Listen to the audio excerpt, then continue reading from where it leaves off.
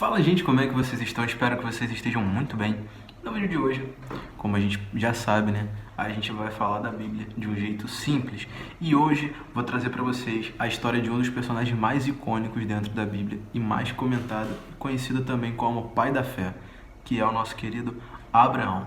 Fiquem com a vinheta e depois da vinheta já entraremos no vídeo. Quem foi Abraão na Bíblia, ou no Taná, no Antigo Testamento, como vocês preferirem chamar? A história de Abraão é uma das mais importantes descritas na Bíblia. Saber quem foi Abraão é fundamental para entender a origem do povo hebreu. Abraão foi filho de Tera e sua família era natural da cidade de Ur dos Caldeus, localizada na Mesopotâmia. Após a morte do irmão de Abraão, a família saiu de Ur em direção à terra de Canaã. Eles foram até Ará e habitaram ali. Vocês vão encontrar melhor escrito em Gênesis 11, versículo 31. Tanto Ur quanto Ará eram cidades pagãs e centros de adoração ao deus da lua. É muito difícil a gente aqui afirmar com exatidão o período de nascimento de Abraão.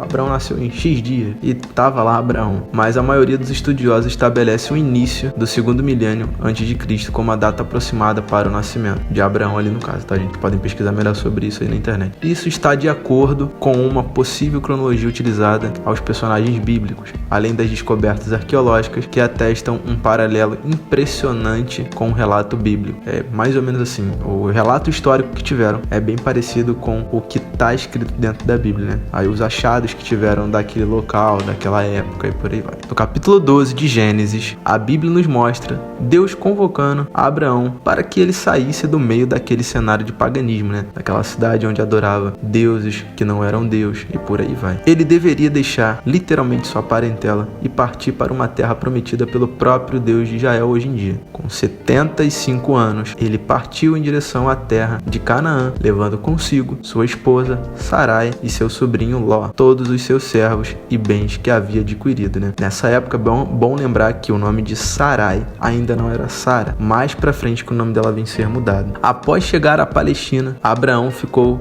nas proximidades de Betel, Hebron e Berseba, mas devido à fome que castigava a terra, Abraão desceu até o Egito e, temendo por sua vida, ele não apresentou Sarai como sua esposa. Ele pediu de fato ali para Sarai falar assim: olha, fala que você é minha irmã. Isso gerou alguns problemas posteriormente ali pro Egito, né? A gente vai conseguir encontrar isso em Gênesis 12, versículo 13. Saindo do Egito, Abraão subiu para o lado do sul. Isso depois de ter acontecido esses problemas que vocês vão encontrar em Gênesis 12, 13. Então, Abraão, saindo do Egito, subiu para o lado sul e retornou para as proximidades de Betel. Tanto Abraão quanto Ló eram muito ricos. Eles ficaram ricos, muito mais ricos do que quando eles saíram lá da terra que eles eram criados. Ló e Abraão então se separaram. Ló preferiu residir nas planícies verdes do Jordão, onde as cidades de Sodoma e Gomorra estavam situadas. Já Abraão viajou para as planícies das montanhas, chamada Manré, Hebron ou Sul. Lá dentro de Gênesis vocês vão ver que Abraão e Ló, eles têm meio que um conflito, eles têm uma briga ali entre eles, né? Então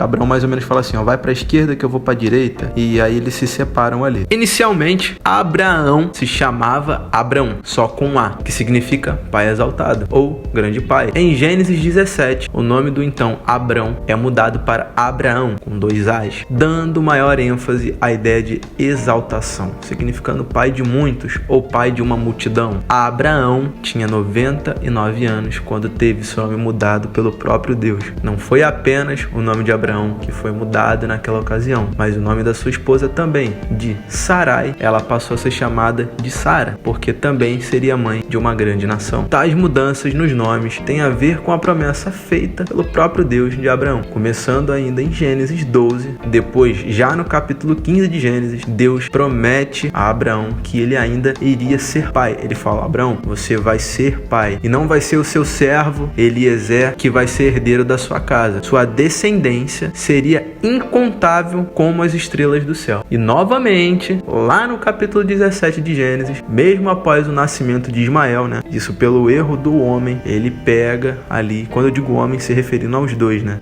A Sara ali, ela dá a escrava dela Agar para que ela possa conceber um filho a Abraão, e ele dá o nome desse filho de Ismael. Mas isso ali não era, entre aspas, né, da vontade de Deus que isso teria acontecido. Eles tentaram apressar uma promessa que Deus fez para Abraão, tentaram apressar o tempo de Deus, e a gente sabe que isso não deve ser feito, né? Deus então fez ali naquela ocasião quando Então Deus reafirma sua promessa a Abraão de que ele seria pai de muitas nações, mesmo depois do nascimento de Ismael. Na ocasião, com 90 anos ainda, Sara seria mãe. Deus então fez um pacto com Abraão, selado pelo sinal da circuncisão, e por fim, com o nascimento de Isaac, o filho da promessa. Da mesma forma que aconteceu no Egito, ao peregrinar em Gerar, Abraão escondeu que Sara era sua esposa, temendo por sua vida. Então Abimeleque, rei de Gerar, veio e tomou a Sara. Porém, Deus impediu que Abimeleque tocasse em Sara, e em seus sonhos o Senhor o advertiu que Sara tinha um marido. Vale lembrar que tanto no Egito quanto em Gerar, Abraão não mentiu em relação a Sara, mas falou uma meia-verdade, né? Isso porque Sara era sua irmã por parte de pai. Gênesis 20, versículo 12. Abimeleque devolveu Sara para Abraão, e Abraão orou sobre a casa de Abimeleque. Então a mulher e as suas servas do rei foram curadas, pois Deus havia fechado totalmente as madres da casa de Abimeleque. Mais tarde, Abraão e Abimeleque também fizeram uma aliança, e o lugar ficou conhecido como Berseba, poço do juramento, pois havia ali Abraão cavado um poço, e os servos de Abimeleque haviam tomado à força. Gênesis 21, versículo 25. Deus anuncia que Abraão teria uma grande descendência ainda lá no capítulo 15 de Gênesis. Mas Sara, vendo que não era capaz de conceber um filho de Abraão, como eu disse lá atrás, ela ofereceu sua serva Agar a Abraão. Então, de Abraão, Agar concebeu a um filho e deu-lhe o nome de Ismael. Esse costume de uma serva conceber um filho do seu senhor era uma prática comum daquela época. Abraão tinha 86 anos quando Ismael nasceu. Mais tarde, após o nascimento de Isaac, Agar e seu filho Ismael foram literalmente expulsos por Abraão, e eles saíram pelo deserto de Berseba. Em Gênesis 21, versículo 13, a gente consegue ver melhor. Deus avisa que também faria de Ismael uma grande nação, porque também era descendente de Abraão, e através de Ismael que os árabes estabeleceram a origem até Abraão. Portanto, Isaac, que foi o filho da promessa, que nasceu quando Abraão já tinha 100 anos. O nome Isaac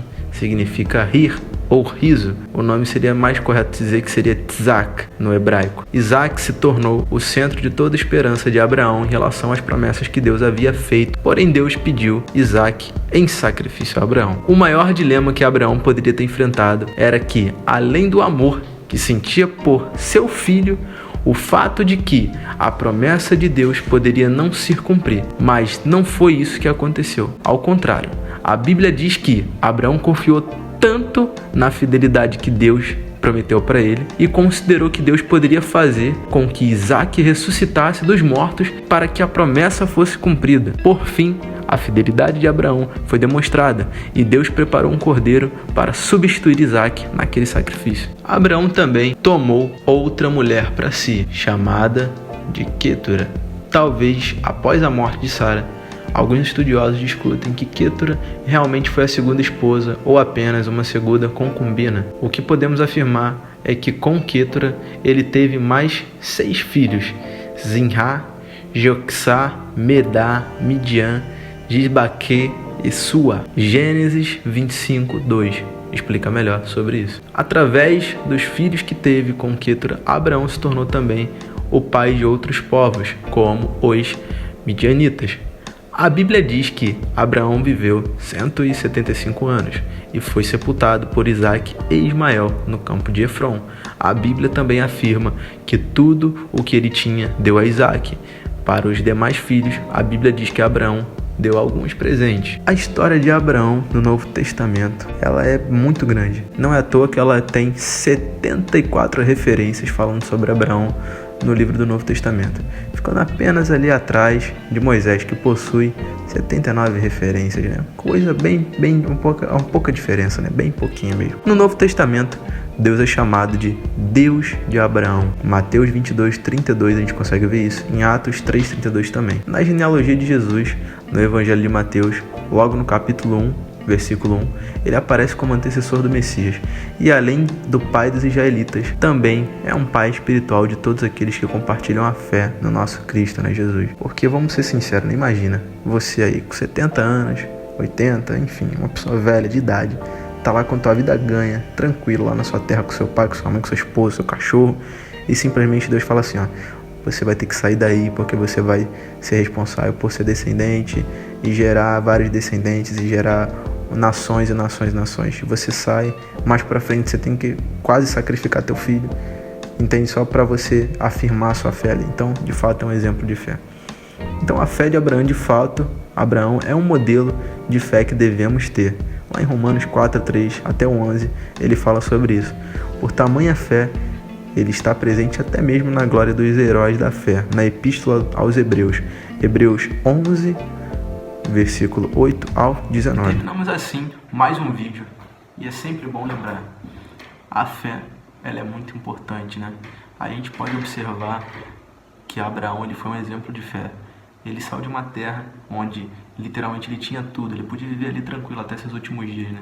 Mas quando Deus chamou, ele atendeu e ele foi até o chamado. Ele cumpriu tudo que Deus pediu para ele. Então, seja assim também na sua vida. Quando Deus te pedir algo, quando Deus te chamar, tenha fé, não desacredite e não deixe para depois, né? Vá lá e abraça aquilo que Deus prometeu. Então, é assim que termina mais um vídeo. Lembrando, toda semana tem vídeo. Estou tentando trazer mais vídeos toda semana. Deixe seu like, curta, comenta, compartilhe. E é isso, minha gente. Fui. Fiquem na paz do Eterno.